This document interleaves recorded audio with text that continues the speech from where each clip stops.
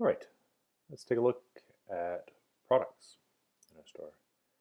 Again, products can be anything uh, that is for sale or that has money associated to it. So products are physical products like hats, or they can be downloadable products, or they can be donations.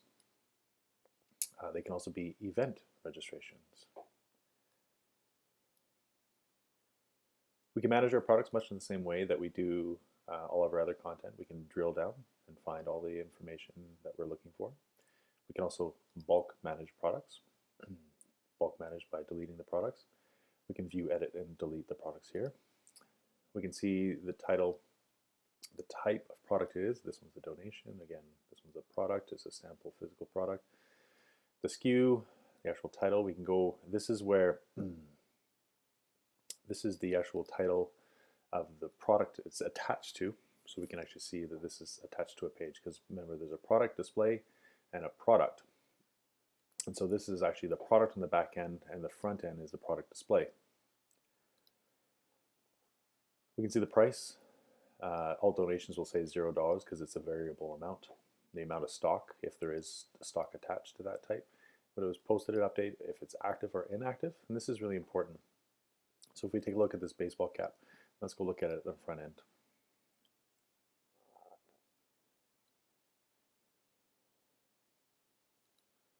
There's our baseball cap. We can see it's active. We can add it to cart. We can also see orders that are attached to this one. Now there aren't any orders right now. Now, what we can do is, for example, if it's sold out or we're no longer carrying it, but we still want to display it, we can take it and make it inactive. We can either do it on here on the back end by editing it here. This is the actual product, or we can edit on the product display.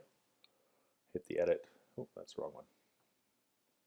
Oh no, that's the wrong one here. There it is there, baseball cap. So let's edit. Let's get rid of this here. Here, let's refresh that. Let's edit on this side here. And we can go down here. We can even make it the date disabled for the product. So we can set it a limited product, or we can set it so the product event or whatever doesn't start.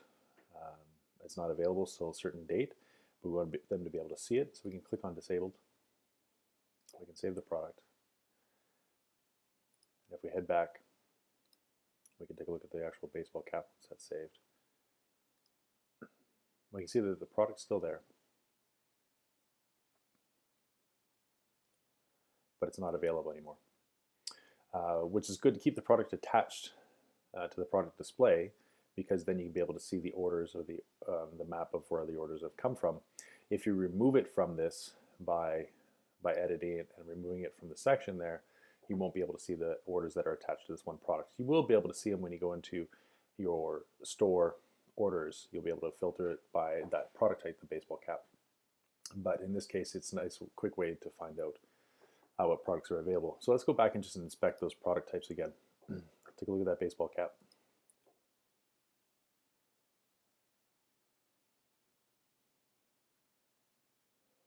And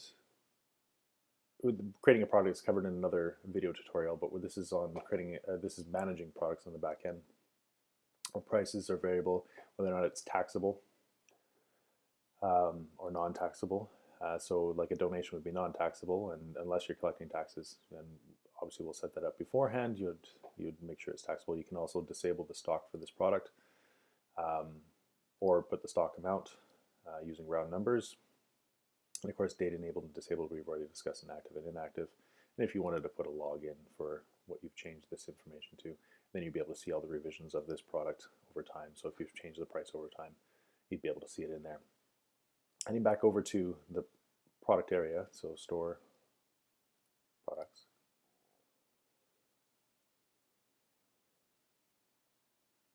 Keeping in mind that you'd be able to see the date disabled and enabled, so that you can filter by that information up here as well, see what products are coming online in the next little bit.